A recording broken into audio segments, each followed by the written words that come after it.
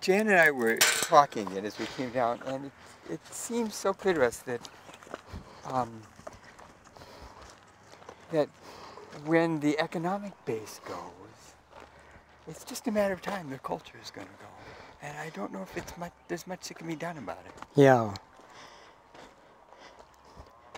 Well, the economic base certainly went here, beginning the 30s, and maybe even earlier. We're going to go up, I think, this road over here.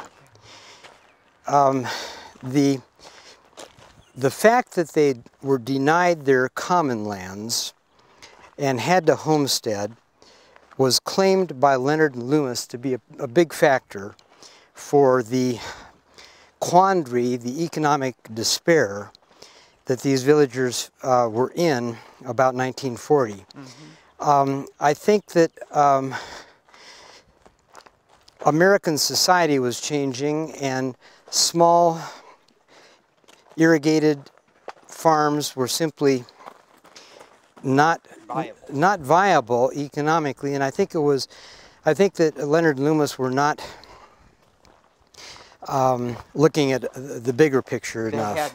They hadn't kind of figured that out. I think so. There were macroeconomic factors that were at play. Exactly. Yeah. It wasn't just because after all, there was rural depopulation going on for a long time in America, and it got pretty intense at that point. Certainly from the 30s on. Right? Exactly. Right. Yeah. Yeah.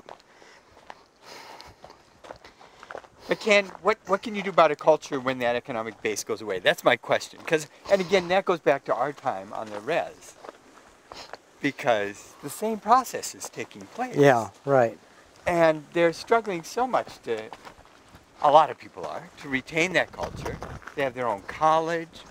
They consciously teach their children Navajo in the schools, and yet among themselves the children are now speaking English. Yeah. Probably from teenage on down at this point.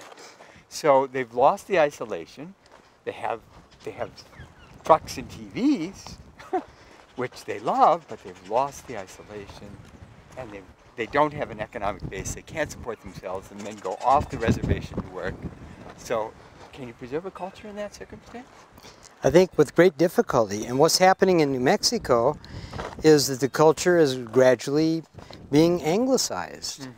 Mm-hmm. And the retention of Spanish, it's amazing how Spanish is retained in New Mexico, unlike California, where it is considered kind of,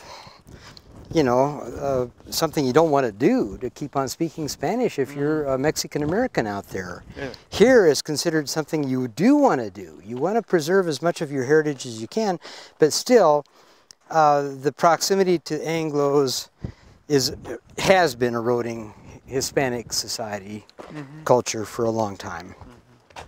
Intermarriage, of course, with Anglos, well, that is a severe blow. You get more education, you go to college, and you marry an Anglo person. Yeah. And it was interesting. When I found that the people that left El Cerrito and went to Pueblo,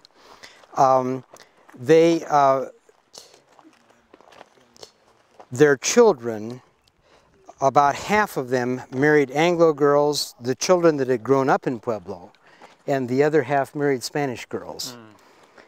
Okay. I mean, it was almost 50-50 within that generation of the kids that were born to those that... Yes, very quickly. Yeah. Oh, there's people hanging around out here.